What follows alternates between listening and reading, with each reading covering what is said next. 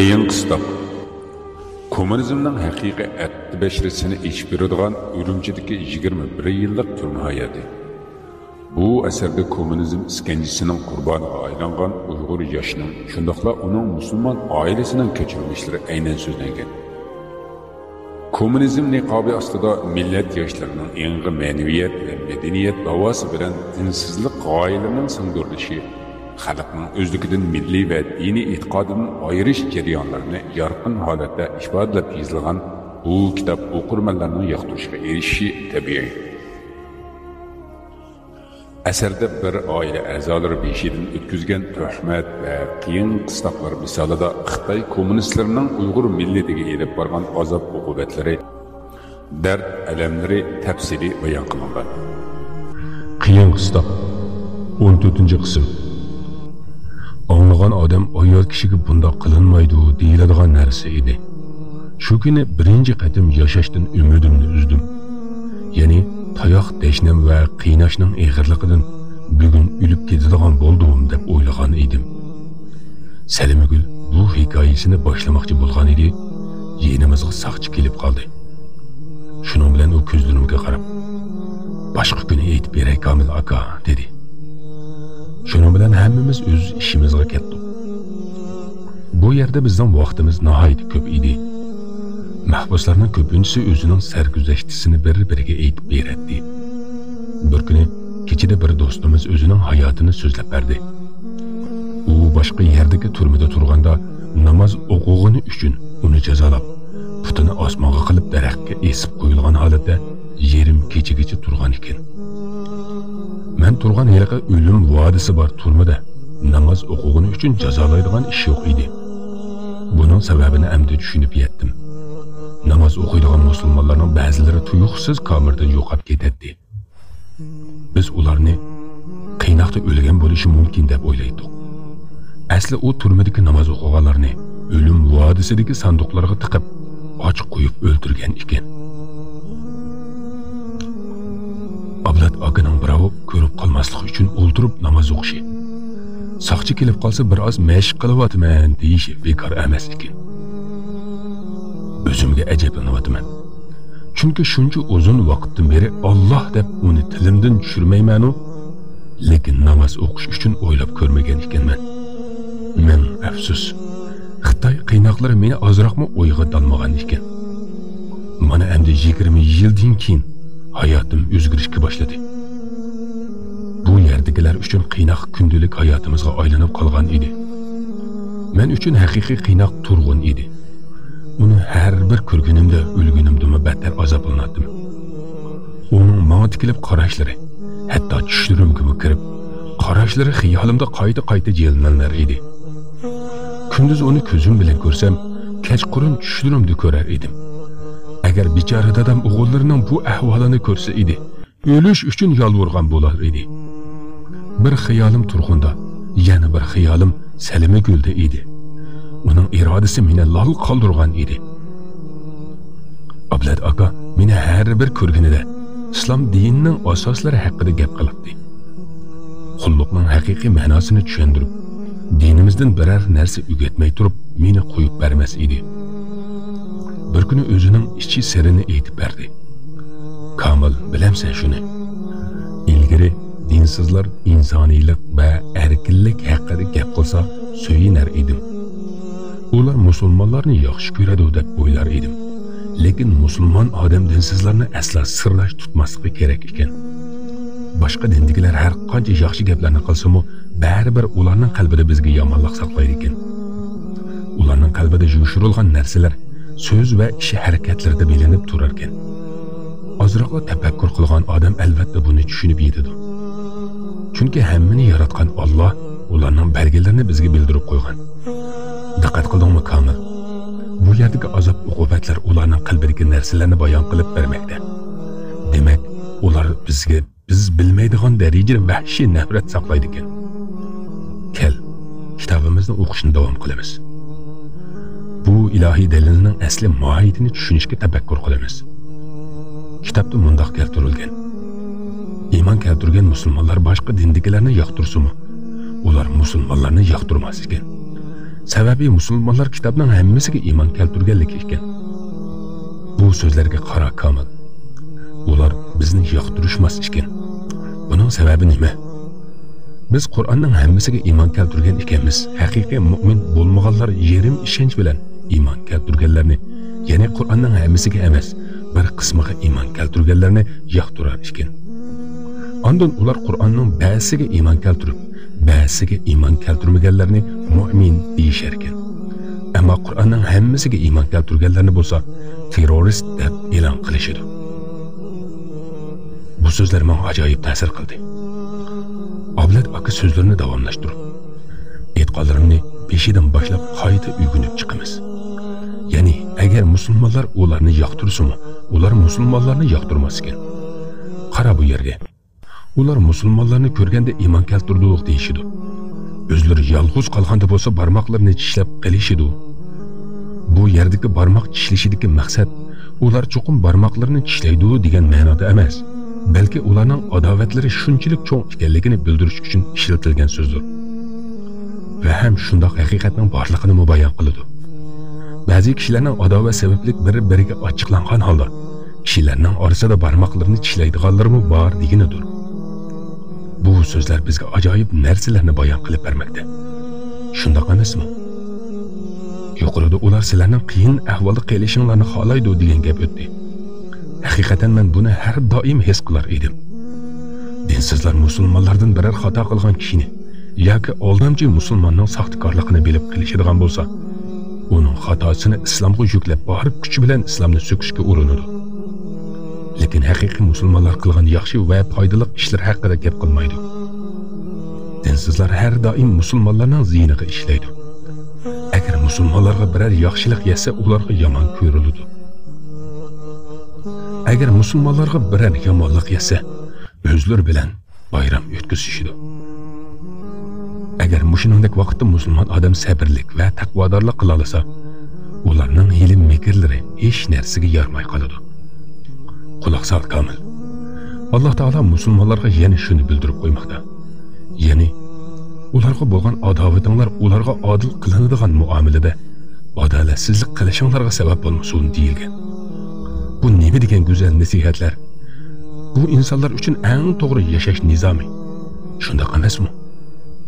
Albatta shundoq. Allohning so'zidan kuchliroq dalil bo'lishi mumkinmi? Yo'q. Ablat akadan anglab ma'nosini tushungan har bir so'zlar qalbimga orom berar edi. Bu tuyg'ularimni ifodalash uchun Ablat akaga oddiy tillarim bilan ko'z yoshlarimni tutolmagan holda aytishga boshladim. Bu mening islom uchun yoki o'z aqidam uchun tunji ichimdan to'kilgan yoshlar bo'lib, xo'shallikdan yig'lab o'tamdim yoki azoblanibmi bilmaydim. Ablat aka, bu so'zlarni o'rgangancha qalbim orom elib, butun vujudim bir nur tarafga ketayotgandek tuyg'ulardimi? Dedim. U kulimsirab javob berdi. Sen hozir oyatlarni o'rgandim dedingmi? Yo'q, texi o'rganib bo'lolmadim. Faqatla mazmunini angladim. Agar o'rgangan bo'lsam biror oyatni menga o'qib berginchi dedi. Men o'qib bera olmadim. Ablat aka nihoyatda astoydillik bilan Kamil bir oz tirishish kerak dedi. Xuddi u o'z qarindishimdek mehr bilan qarab turar edi. Hatto u ko'zlarimga dadam kabi mehribon ko'rinar edi.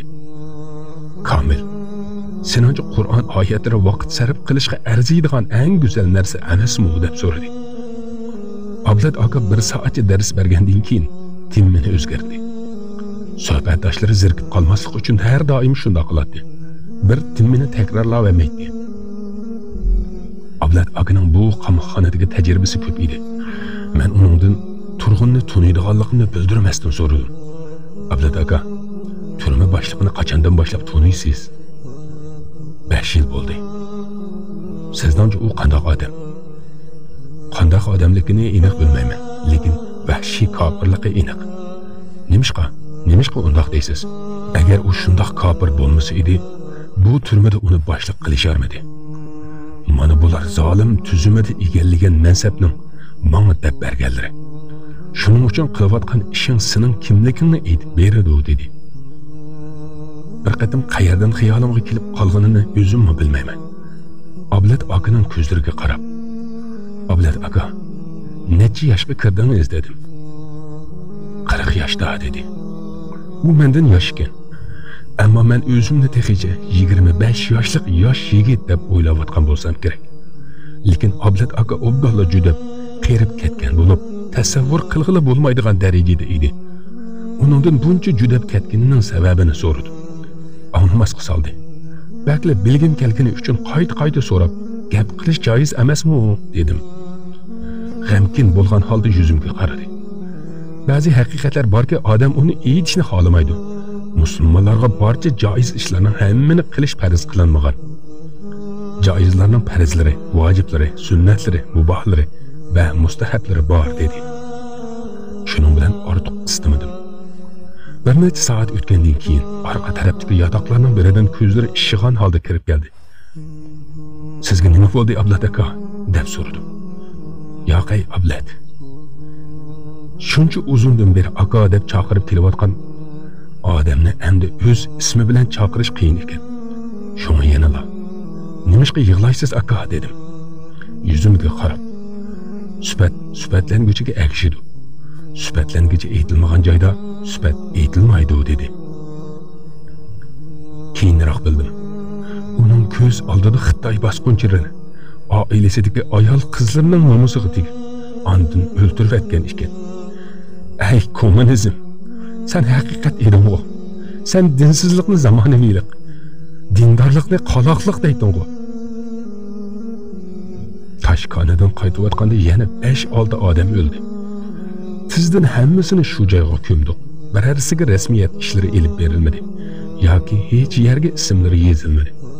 Udul oxiratga ravon bo'ldi. Musulmonlar albatta shahid bo'lib ketdi deb o'ylar edim. Lekin bundoq o'lish insonga alam bo'lar ekan. Bir kuni qamoqxonada ajoyib o'zgacha bir ayolni uchratib qoldim. U ayol 35 yoshlar bo'lib, odatdagi jinoyat qilgani uchun qamoqxonaga tushgan ekan. Xitoylar davlatga qarshi jinoyat qilmaganlarga yaxshiroq munosabatda bo'lar edi. Shundaqla ozroq jazo berishar edi. Bir kuni u ayoldan qanday jinoyat qilganini so'radim. Menga hayot hikoyasini qisqa qilib so'zlab berdi. Men yo'ldoshim bilan yangi oila qurgan edim. Bir kuni kechqurun uni elib ketishdi. Shundan keyin uni qaytarib bermadi va u to'g'risida biror qitimli xabar ola olmadim. Uni 5 yil kutdim. Keyin yo'ldoshimni izlab turmalarga ko'p borganim uchun meni qamashdi. Lekin men uni izlashda davom qilaman dedi. Hey dinsiz kommunizmning agashkuchilari. Sizlarga Allohning la'nati bo'lsin. Qanchalik ko'p bo'lsanglar hammanglarning har biriga Allohning la'nati bo'lsin. Bularni o'ylasam o'zimga azor berar edim. Chunki shu kommunizm uchun bir kunlarda ishlagan edim. Musulmonlar shuncha ko'p musibatlarga qaramay yashashga intilar ekan. Boshqa qamoqxonaga yo'tkalmoqchi ekanligimni mahbuslardan biriga yozdirib, turma mas'ullariga avatdim. Hayajon bilan xabar kutayotgan edim. Bir haftadan keyin bir soqchi oldimga keldi. Ruxsat berilmadi deb bir tol qog'ozni berdi. Qog'ozni ichib qaradim. Turg'unning yozmasi edi. Shu minutlarda menga nima bo'lganini bilmayman. Biror harfmi yozolmagan men Turg'unning javobini o'qishga boshladim. Rad qilindi deb yozilgan edi.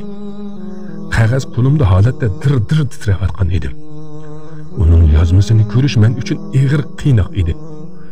U tuyg'ularni aytishga til ojiz keladigan tuyg'ular edi. Meni nimishqa yo'tkalga qo'yishmadi. Uni ko'rib turishga chiday olmayotganligim uchun u iltimosni yozganimni u ham yaxshi bilar edi. Uning yozmalariga hech qanday ko'z yoshi tanglasholmaydigan azob bilan bir necha qatim takror qaradim. U bizni ish o'rnimizda ko'rib ketish uchun Toshkanaga keldi. Ko'z qirim bilan uning bir qatim qaradim. Qisqa qarash bo'lsa-mu ko'zlarimiz to'qinishib qoldi. U ham menga qarab turgan ekan. Oldimga qaradimda bor kuchim bilan toshlarga urishga boshladim. Bu qatim u boshqacha holatda qarar edi. Uning yana nima niyatining borligini hech tushuna olmas edim. Uning yanadagi soqchiga qilgan g'uva ovozini angladim. Bugun mushunchalik yetdi. O'liklarni ko'minglar, ondan qaytamiz dedi. Bir o'lik, ikki o'lik, ve sanoqsiz o'liklar edi. Mana bu sharoit bizni o'limga va o'liklarga shu darajada ko'ndirgan ediki, o'liklarning ustidan bemalol o'tib ketaverar edi. Xitoylik bir musulmon bor edi. Ba'zan meni nihoyatda hayron qoldirar edi. Bir kuni umama musulmon bo'lganimdan keyin ulardan meni ajablantiradigan narsaning nima ekanligini bilamsan. Dinsizlar dunyoning bir qismida odam bilan hayvonning bir xil ekanligiga ishontirishdi. Musulmonlar bo'lsa insonlarning hayvondan oliy ekanligini tushuntirib berolmadi dedi. Bu shu Xitoyning fikri edi. Men uning fikriga qo'shilmagan bo'lsam-mu, biroq uning so'zlaridan meni o'ylantirgan taraflari bo'lgan edi.